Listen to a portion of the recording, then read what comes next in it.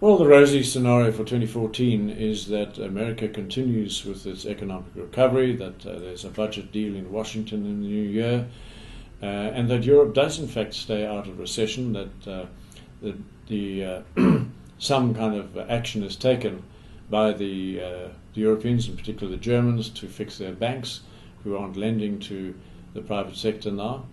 And then finally in China, on the international scene, that the reforms take hold, they're successfully implemented, and growth picks up and continues there at 7.5% to 8%, or even more than 8%. This in turn would allow Africa to continue with its growth generally, and the global economy to proceed on a recovery tack.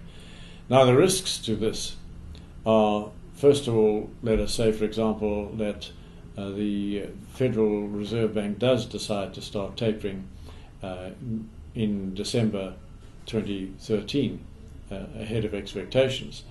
And let's say there's no budget deal in Washington. That sort of thing could quite easily tip America back into recession, especially considering that the hopes for recovery are based on fiscal drag not recurring this in 2014 in America.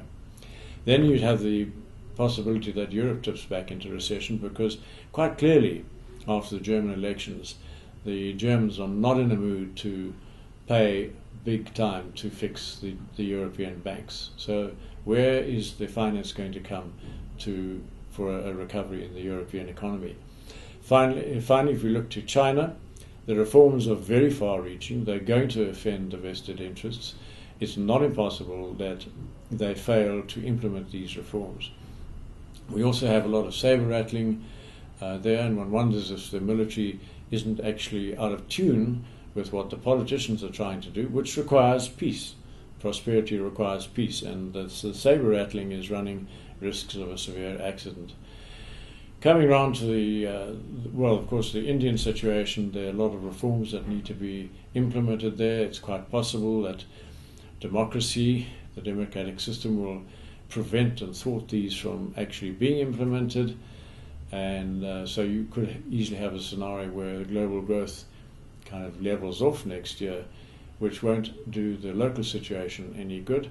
We have the possibility that the trade unions, those miners which haven't gone on strike this year and deferred their decision until next year, do decide to go on strike. We could have renewed labour problems, complicated by a possible split in COSATU ahead of the general elections in around about April, and that alone could introduce additional political uncertainty into South Africa. This could affect the rand, which in turn could lead to higher interest rates and could definitely affect the South African prospects for economic growth. And all of that, of course, would affect global investors' views of South Africa and South African stocks. It would affect global investors' views of the merits of buying South African gilts, and so it could be quite an unsettling period if everything that can go wrong does go wrong.